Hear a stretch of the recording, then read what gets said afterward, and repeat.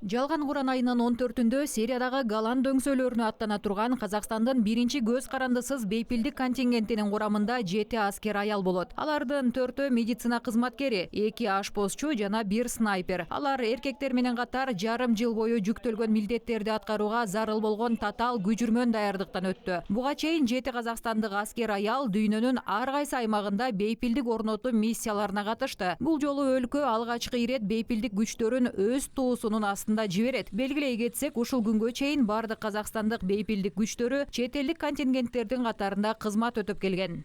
Осы бүтүндөйчүлүк операцияга дайындыкка чейин бир аз коркунучтар болду.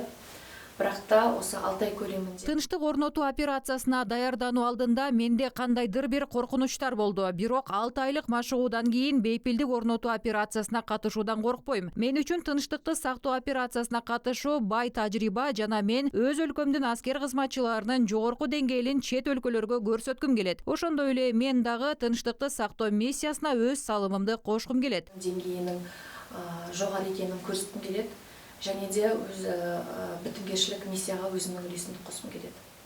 Жалпысынан бүгүнкү күндө Казакстандын куралдуу күчтөрүндө 12 миңден ашуун аял аскер кызмат өтөйт. Алардын 800гө жакын офицер, 6 миңден ашыгы келишим менен, 5 миңи жарандык кызматкер катары катталган.